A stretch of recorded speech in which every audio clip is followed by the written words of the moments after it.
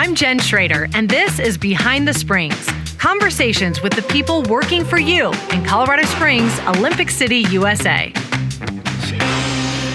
Everyone, it has been a few weeks since we have heard from Mayor Yemi on Behind the Springs, so I'm really excited to welcome him today as my guest to just update us on all that's been happening. Mayor, thanks for being here. Thank you for having me. It's been a while. It has been a while, so you've got a lot on your plate as usual, but a lot to tell our listeners, I think, today. A ton. How much time do we have? Oh my gosh, I don't know. We got to pack it in. How much time do you have is the real question. Well, unfortunately. Not unlimited time. Yes, I don't have that much time. I know, but thank you for spending some with us. And we just get to start with some really good news. So today we just received a great ranking for Colorado Springs from U.S. News and World Report. They rank some of the best places to live in the country. Absolutely. And we're up there really high, number 3 for best places to live, number 1 for most desirable city. Desirable. So what do you think these rankings mean? Can you give a little bit of insight in your thoughts? First of all, I want to thank the city of Colorado Springs for this wonderful birthday gift. Yes. Oh, good birthday. I'm a year into from my election day. Oh, yeah, so good timing. It was good timing. It was 4 days ago that I was the 1 year anniversary from the runoff election, and so this news is wonderful. The timing was perfect. So I'm at least receiving it as some kind of gift, happy birthday gift. Oh my gosh, that's flown by. Do you feel that way? Oh gosh, it's flying. Yes. This you say it goes by fast, and I didn't know what that meant, but now I believe it.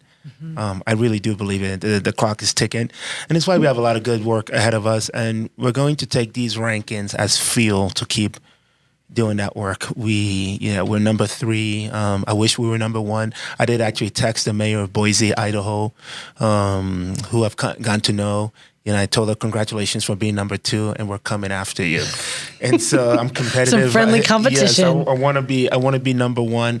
But this is good. I mean, I envision this helps us with future investments. I envision this will boost civic pride.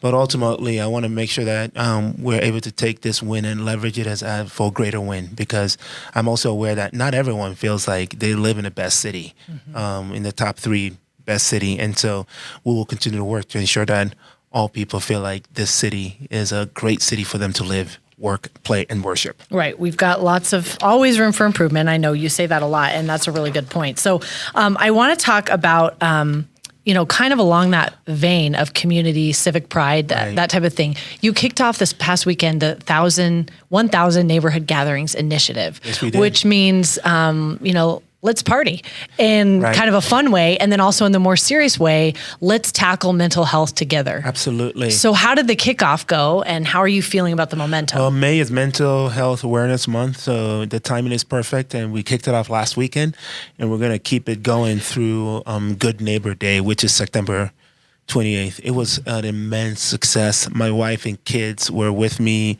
We were in one of the city metro buses to make a statement as we stopped from neighborhood gathering to neighborhood gathering. Governor Polis was in town to do some signing of some of the bills, and so he was able to join us. We did 3 stops together. We had other city council members like Councilmember Lineweber and Tallarico and Henjum. Jen, it was incredible. I mean, it's one thing to have a plan. It's another thing to see our residents step up, grab the bull by the horn, and execute the plan beautiful and flawless. The first stop was in a neighborhood where the host invited the neighbors, and I gave an opportunity for her to share why she was doing this. And she talked about being a military spouse and her husband being deployed, and she was literally calling out neighbors around her who help her mow the lawn, who are there for her.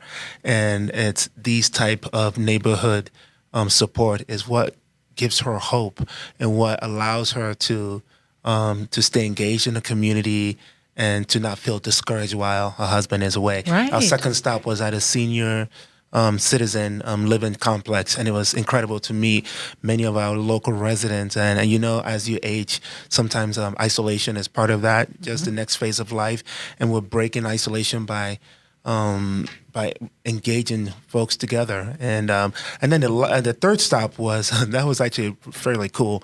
It was a group of neighbors getting together in another neighbor's house to beautify their yard. Oh, how nice. What a good idea. Yeah, and they're going to take turns in doing that. So it wasn't just, unlike the first 2, which was powerful, but a lot of it was community, sitting, talking, food, Getting to know each other. Yes. This one was not just food, drinks. This was action. There were probably about 20 to 30 people there getting things done. And they said, Mayor, here you go, plant this. So I got my hands dirty. Oh, did you? Okay. Yeah, planting. And it was just great to see how they were checking several boxes. Right. Okay, community, yes, food, get together party, check, but also beautifying our neighborhood. Now that's a big check. So I'm proud of our residents. It was good to see firsthand. I'm proud of to be able to expose my kids to mental health and well-being and action. Great kickoff. We have, I think, 170 plus signed up, and keep it coming. coloradosprings.gov. If you want to host a party, would love to count it. That is wonderful. And it really is. You came up with the plan, but we need the residents to execute it. I'm so proud. That's a fifth pillar of our strategic doing framework. The action items we have, it's all about community activation and the community stepping up to take ownership of their own well-being. And I couldn't be more proud of our city for doing. That is awesome. What a great weekend. And the governor mentioned he was going to put out this challenge for the rest of the state too. Oh, he was very good. complimentary of what we're doing. He's going to copy us. Yeah, he feels like other people should be doing it. They should. Yeah. Why not? Exactly. Why not? It can only bring good. So speaking of this last week also, you've been busy this last week, especially. Public safety was on the top of your mind because it was Law Enforcement Appreciation Week. Yeah. Also, we want to talk about police and fire, but let's start with our police department. Yeah, and the appreciation for them. Law Enforcement Appreciation Week. Actually, May is Law Enforcement Appreciation Month. So there were a few things I attended, including the Blue Mass event at St. Mary's Cathedral. They host this event every year to honor police officers, firefighters, and first responders. And I think it meant a lot to our team members when to see me there, and their family members. Talked to a lot of family members, and I'll try not to get too emotional, who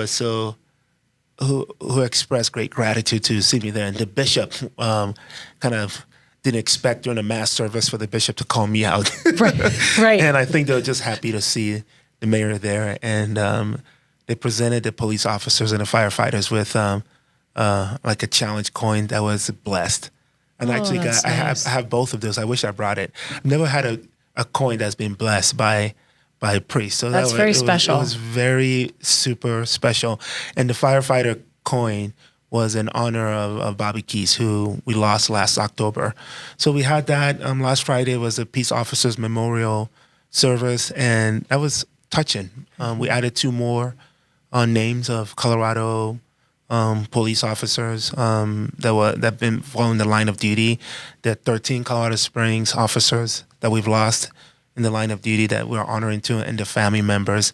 So it was a very heartfelt, touching, and sobering, and important, but also full of gratitude for the work our men and women in blue do on our behalf so that we can sleep well at night. And speaking of, we have more and more of them doing it, correct? I mean, the concurrent academies are going really well. We do. We have, I think it was May 2nd, we graduated the 77th recruit class and 31 new officers. And then just a couple of days ago, we welcomed so there's a 77th class, I just graduated. The 78th class, we're in the middle of that, another 30 plus officers. And then a couple of days ago, we welcomed the 79th class of about 33 new recruits. And this is what's helping our numbers, right? Because we're able to just get these classes going. Absolutely. One right after the other. This will help with our response times. Okay. Ultimately, we need an authorized strength of 819 officers needed right now to keep our community safe. And with all these efforts, we're going to be about 800 by the end of the year. So we're getting close. Great. Yeah. Great news. And speaking of response times, let's move on to our fire department. Yes. A lot of people have heard about emergency medical service and our ambulance service Right.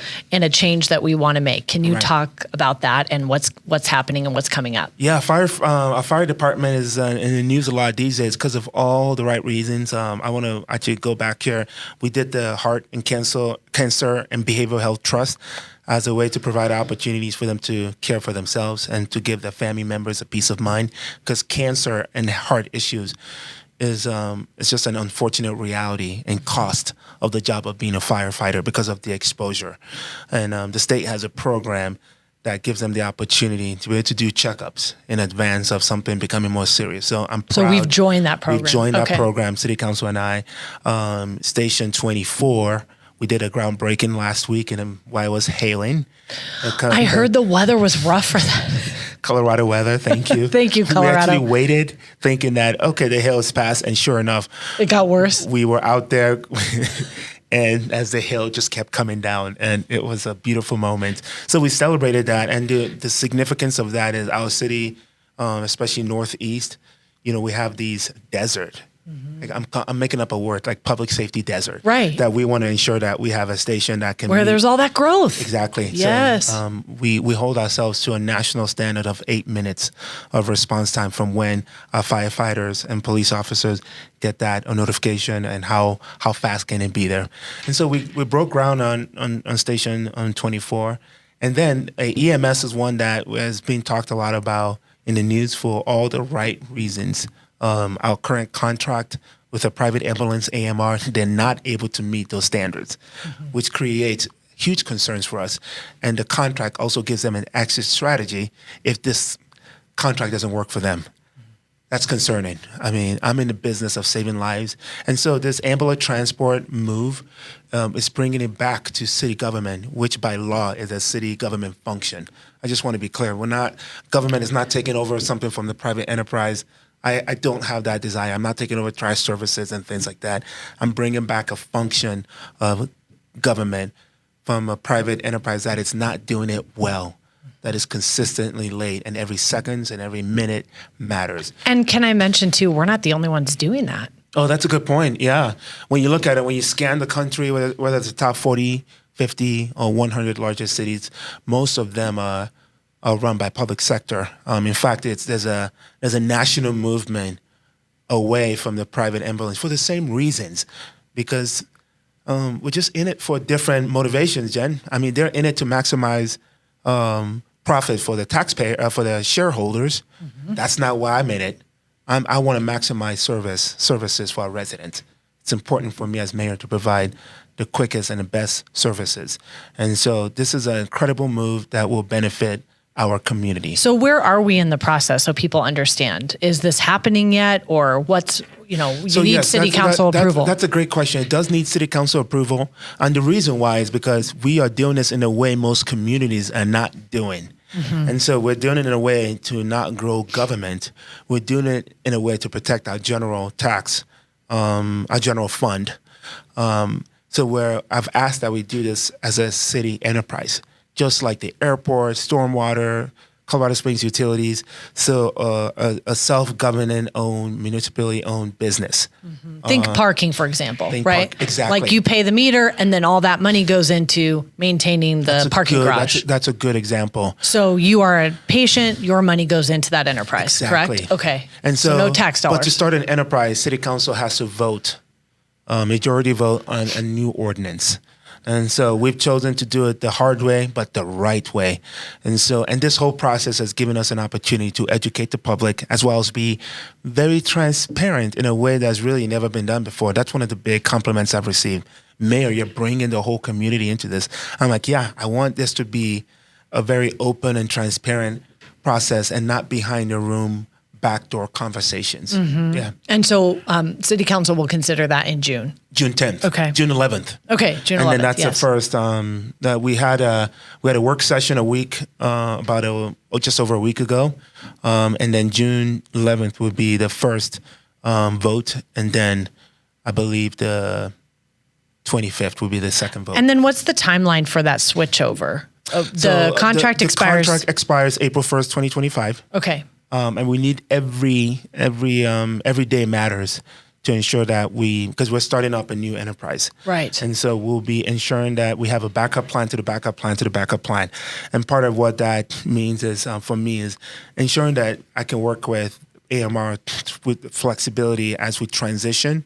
And by the way, did you know their contract with us says if this doesn't work out for them, that they'll be willing to transition this to another RFP or to the city. So they've actually hinted that that's the other plan. That's a plan. So yes, I hope interesting. that transition does well with AMR. And if that's not the case, we have a plan to ensure that we're ready. So we have about 10, 11 months. There's time before patients will. And really, the hope is that patients don't see a difference other than an improvement. Bingo. Okay. They will see an improvement. Right. Including faster response time to the hospital when your loved one has that chest pain or is calling for something. They will also see an improvement in just how we're being good stewards of our resources. Mm-hmm. That we don't have to we have to deploy an engine, a fire engine, which is always the first on the scene. And then minutes later, an AMR ambulance comes to join the engine. Right. So efficiency. I know. Right. Twice the amount of staff, 2 big vehicles. It makes no sense. Okay. And the reason why we show up first on the scene is because by law, it's our responsibility. Right. So we just don't have control over our own 911 process. Mm-hmm. Yeah. Okay. Well, this is exciting. I mean, there's a lot to come on this summer. So, we're living in exciting times. That's exciting. Some of the plans around the police training academy is exciting. We're talking about a legacy project that is more than just a training academy, a leadership academy, a behavioral health.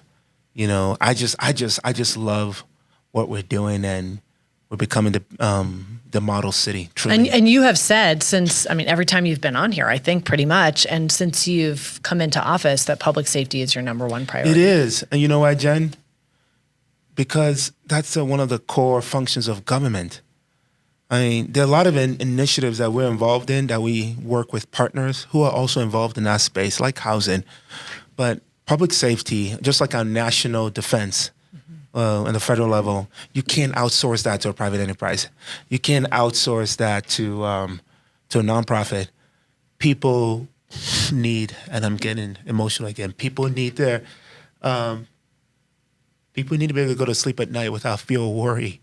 Somebody asked me after the press conference today, because people try to put me in political boxes, and I'm not a political person. I know that frustrates people. It does frustrate people. Yep. Like, why do you care so much about public safety? Let me tell you, I was born in a world where we had to worry about our safety because the government wasn't there to step up to protect its residents. So I know what that world looks like when you don't feel safe and you don't have people to turn to and you're left alone. I don't want that for my residents. And we have to protect the men and women who sign up to put their lives in harm's way on our behalf. So we got some work to do, but gosh, this I'll bring you Kleenex next time. I don't blame you for getting emotional, because without public safety, nothing else we do matters, right? Exactly. I mean, if you don't have that foundation of feeling safe in your own community, what do you have? Exactly. How could you possibly ever be a desirable city or a best place to live? Or one of the media partners asked me, "How do you move to number one?" This is how we move to number one, by supporting our public safety efforts, both from a downstream and upstream, as well as partners in our community like One Body End and Forge Evolution and others who are doing the upstream work to ensure that they're helping to prevent crime in the first place.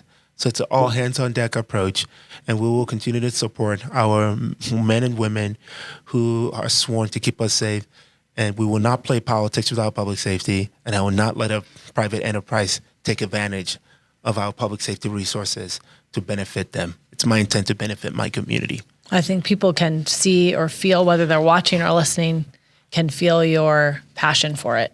Thank you. That's important. I'm only in it for one reason: it's for the people. I truly have no agenda other than the people of Colorado Springs or people I'm trying to appease, or I want to benefit our residents. That's what I'm in it for. And that's what they want. They Right. want the peace of mind that you're describing, and they deserve it. Exactly. Right? We have a right to that.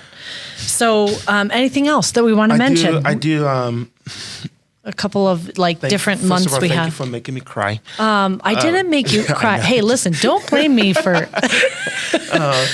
We did mention May being. May is a lot of months. So I want to mention the others. Okay, So, okay. So May is Law Enforcement Appreciation. Right. May is Mental Health. Right. May is also National Foster Care Month. My wife and I love foster care and adoption. May is also Older Americans Month. May, this week, is also National Public Works Week. Oh, we love our public works. Yeah. Snowplow folks, potholes, keep it clean. Stormwater, we see you all, and we thank you for your great work to the great city of Colorado Springs. They're amazing. All right, just getting better and better. Thanks for your time here. Thank you for having me. It's good to be back. All your passion. We'll see you soon. We'll see you soon. Okay. Thanks, everybody, for listening to Behind the Springs.